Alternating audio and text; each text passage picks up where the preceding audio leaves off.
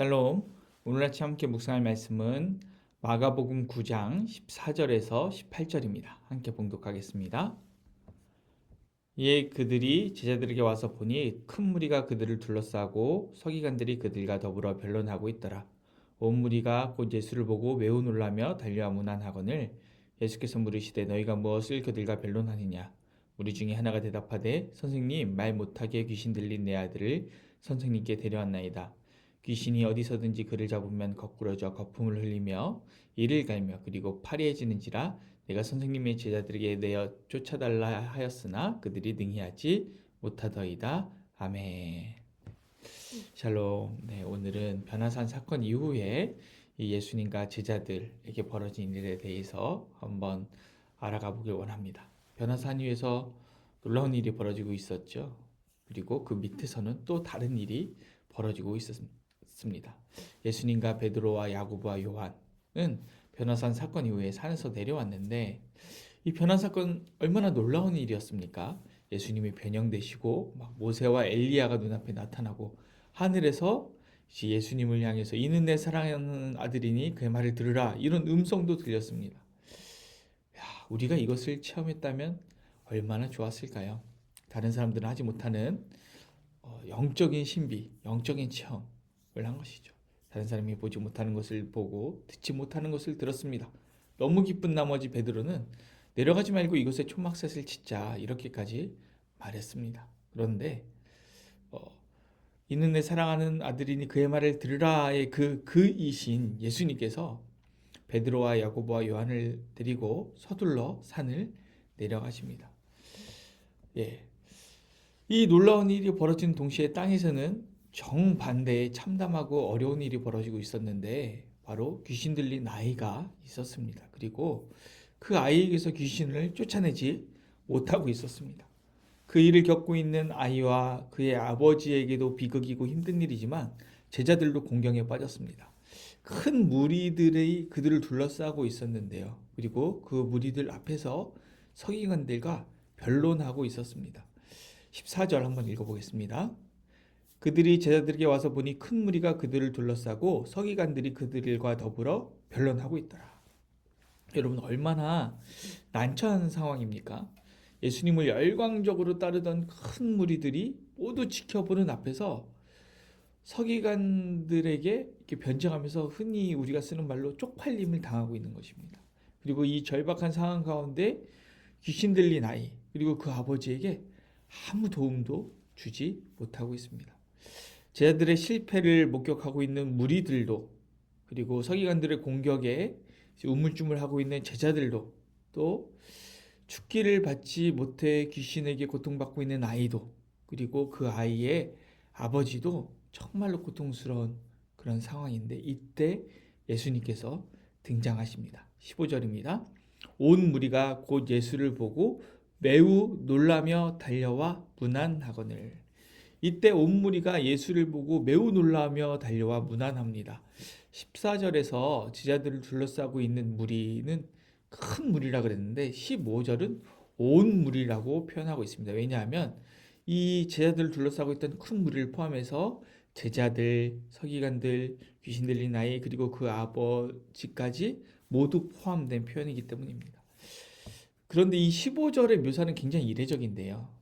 보통 예수님께서 어떤 죽기 사역이나 어떤 고치는 사역, 가르치는 사역을 하실 때 보통 이렇게 얘기를 하거든요. 무리들이 예수님께 나와왔다, 혹은 예수님께로 모였다, 또는 그들이 놀랐다.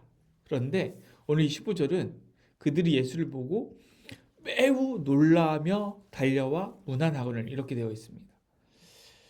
이렇게 중복해서 이것을 다 한꺼번에 표현하는 것은 이례적인 것이죠. 이때 이 무리들에게 예수님이 이 온 무리들에게 얼마나 간절하게 필요한 상황인가, 그것을 우리가 알 수 있는 장면입니다.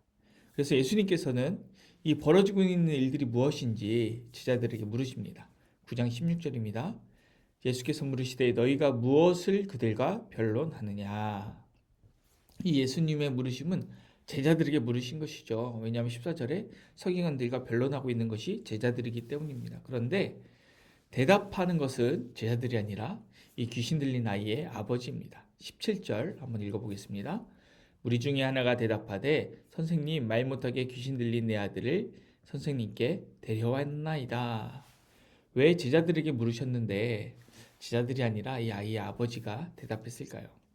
예수님은 제자들과 서기관들이 대한 내용, 즉 변론에 대해서 물으셨습니다. 근데 변론이란 단어는 변론이라고 점잖게 번역되었지만 아주 거친 논쟁이라는 의미입니다. 이 변론이라는 단어가 얼마나 공격적인 의미로 사용되는지 한번 예를 들어 보겠습니다. 사도행전 9장 29절입니다.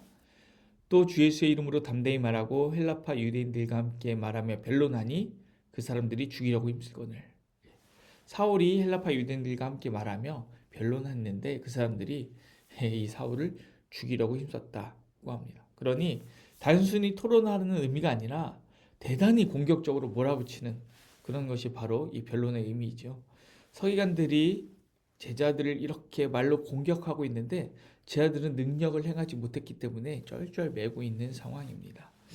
그래서 예수님께서 제자들에게 변론의 내용을 물으셨는데 이제 대답한 것이 그 귀신 들린 아이의 아버지죠. 왜냐하면 더욱 절박하고 더욱 힘든 상황 가운데 있기 때문입니다.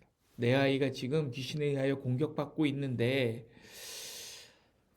이것을 좀 도와주십시오. 예수님께서는 그 절박한 상황을 아셨습니다. 그래서 제자들과 예수님의 대화 사이에 끼어들은 이 귀신 들린 아이의 아버지의 말을 우리 주님께서는 경청하셨습니다.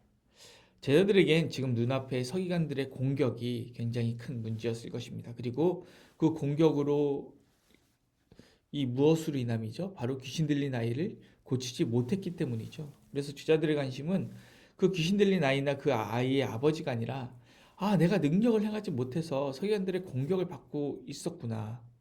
그리고 무리들이 그것 때문에 너무 실망하고 있구나. 나의 평판이 땅에 떨어지는구나.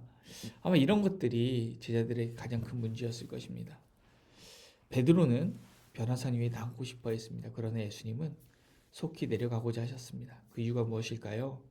그곳에 예수님의 도움을 절실하게 필요로 하는 귀신 들린 아이와 그 아이의 아버지가 있었기 때문입니다. 그리고 그곳에 그 상황을 해결하지 못하고 난처한 상황 가운데 애쓰고 있는 제자들도 남아있기 때문이죠. 그래서 예수님께서는 내려오자마자 처음으로 하신 것이 바로 이 귀신 들린 아이의 아버지의 말을 경청하는 것이었습니다. 그 귀신 들린 아이의 귀신을 내어쫓는 것이 먼저가 아니고, 그리고 이 서기관들을 물리치는 것이 먼저가 아니고 귀신 들린 아이의 아버지의 말을 들으면서 그 마음을 알아주고 달래주고 계신 것입니다. 저는 오늘 말씀을 읽으며 굉장히 저의 부족한 모습을 많이 보게 되었습니다. 저의 모습이 이 제자들의 모습과 같아 보였습니다. 저는 이제 변화산 사건과 같은 놀라운 체험, 남이 보지 못하는 것을 보고, 남이 듣지 못하는 것을 듣고, 남이 알지 못하는 것을 아는 것, 이런 것을 사모하는, 그런 것에 열광하는 그런 사람은 아닌가. 그리고 그곳에 계속 머무르고 싶어 하는 사람은 아닌가.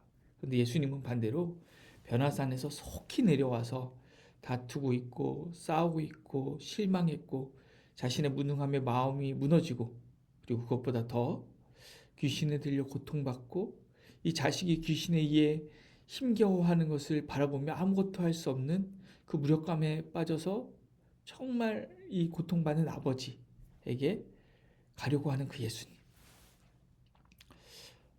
저는 이 예수님의 모습보다 제자들 모습 같은 겁니다. 제 모습이. 나는 남보다 탁월한 경험을 사모하는가? 아니면 빨리 고통받고 있고 다투고 있는 현장에 빨리 가고 싶은가?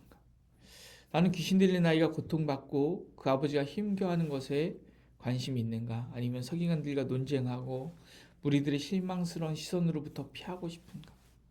귀신 들린 아이와 그 아버지가 불쌍해서 능력을 행하고 싶은가? 아니면 나의 평판을 위해서 내가 잘난 사람이고 싶어서, 그리고 서기관들의 논쟁에서 이기고 싶어서 능력을 행하고 싶은가? 여러모로 살펴보아도 저는 예수님을 닮기보다 제자들의 모습을 더 닮은 것 같습니다. 오늘 그래서 이 시간 이 말씀 우리 가슴 깊이 한번 새겨보기 원합니다. 우리들은 제자들과 같은 욕망을 가지고 있습니다. 부인할 수 없죠. 하지만 우리가 가진 이 욕망이 예수님이 가지신 거룩한 욕망으로 변화되었으면 좋겠습니다. 남들과는 다른 체험에서 빠르게 벗어나서 힘겨워하고 아픈 사람에게로 가야 합니다.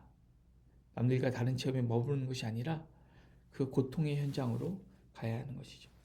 우리는 남들의 평판이나 질책이나 공격에 반응하고 있습니까?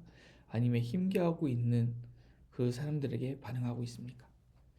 우리 주변에 우리를 공격하는 사람도 있고 또 그것과 상관없이 우리 주변에 고통받고 있는 사람도 있습니다. 이때 우리의 신앙적 우월감 여기에 머무르는 게 아니라 속히 우리를 공격하는 사람들을 지나쳐서 고통받는 사람을 나아가는 예수님을 닮은 그런 하루를 살아갈 수 있었으면 좋겠습니다. 기도하겠습니다. 사랑하신 하나님 감사합니다. 우리는 그렇습니다. 예수님보다 제자들을 닮아서 더 우월한 체험, 더 우월한 신앙에 머무르려 하고 남의 평판에 더 관심이 있고 남과 이기고 싶어 하고 이런 모습이 많습니다. 그러나 주님, 이런 것들보다 남의 공격에 얽매이는 것이 아니라 지금 빨리 내 주변에 있는 고통받는 사람에게 다가가 그들의 말을 경청하고 위로하는 예수님을 닮아가는 우리 될 수 있도록 주님 역사하여 주시옵소서. 감사를 드리며 예수님 이름으로 기도드립니다. 아멘. 오늘 도구 기도는 교회 학교를 위하여 기도하겠습니다. 우리 교회 학교 교사들과 그들에게 맡겨진 사명을 위해서 그리고 교회 학교 학생들의 비전과 영적 성장을 위하여서 기도하겠습니다. 그리고 이어서 기도하실 때 우리 열방을 위하여서 세계 평화나 열방 선교를 위하여서 그리고 나라와 민족을 위하여서 그리고 교회를 위하여서 그리고 우리 주변에 고통받고 있는 분들 위하여서 우리가 기도하시고 또 각자의 기도 제목을 가지고 기도하면 좋겠습니다. 기도하겠습니다.